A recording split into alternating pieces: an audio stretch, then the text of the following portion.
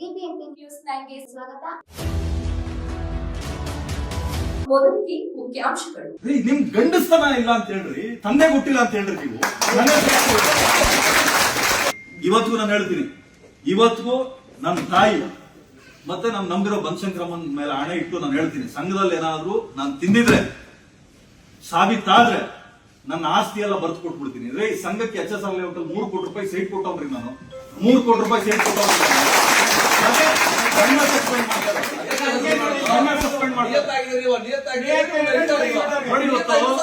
ರಾಜಶೇಖರಣ ಪ್ರಾಮಾಣಿಕವಾಗಿ ಕೆಲಸ ಮಾಡಿರ್ತಕ್ಕಂಥ ರಾಜಶೇಖರಣ ಸುರೇಶಣ್ಣ ರಾಜೀನಾಮೆ ಕೊಡ್ತಾರೆ ಅಂದ್ರೆ ಯಾವ ಮಟ್ಟದ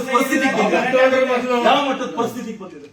ನ್ಯಾಯ ನೀತಿ ಅಂತ ಮಾತಾಡೋರಲ್ಲ. ಇವತ್ತು ನಾವೆಲ್ಲ ಹೊರಗಡೆ ಇದ್ದೀವಿ, ಕಳ್ಳರು ಕಾಕಲ್ಲ ಹೊರಗಡೆ ಕೂತಿದ್ದಾರೆ. ನಾವ್ ಯಾವ ಅಂತ ನಾನೇನಾದ್ರೂ ಮಾತಾಡಿದ್ರೆ ನಮ್ ಸಾಹೇಬ್ ಹತ್ರ ಹೋಗಿ ಹಣ ಉಮಾಪತಿ ಬಹಳ ತೊಂದರೆ ಕೊಡ್ತಾನೆ, ಹಣ ಉಮಾಪತಿ ಹೆಂಗ್ ಮಾಡ ನಿಮ್ ಗಂಡಸ್ತನ ಇಲ್ಲ ಅಂತ ಹೇಳ್ರಿ, ತಂದೆ ಗೊತ್ತಿಲ್ಲ ಅಂತ ಹೇಳ್ರಿ ನೀವು.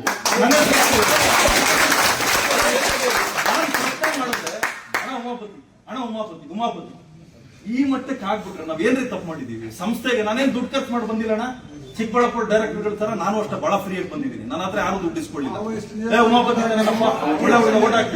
ಅದೇ ರೀತಿ ನನ್ನ ಕುಟುಂಬನ ನಿಲ್ಸಿ ನೀವ್ ಏನ್ ಹೇಳ್ತೀರ ಅವ್ರೆಲ್ಲರ ತರ ಮೇಲೆ ನಾನು ಆಣೆ ಇಟ್ಟು ಹೇಳ್ತೀನಿ, ಸಂಘದಲ್ಲಿ ನಾನೇನಾದ್ರು ಅನ್ಯಾಯ ಮಾಡಿದ್ರೆ ಭಗವಂತ ಏನ್ ತೀರ್ಮಾನ ಕೊಡ್ತಾನೆ ಅದಕ್ಕೆ ನಾನು ತಲೆ ಬಾಗ್ತೀನಿ. ಎಲ್ಲ ಡೈರೆಕ್ಟರ್ಗಳು ಅದೇ ರೀತಿ ಪ್ರಮಾಣ ಮಾಡಿದ್ದಾರೆ.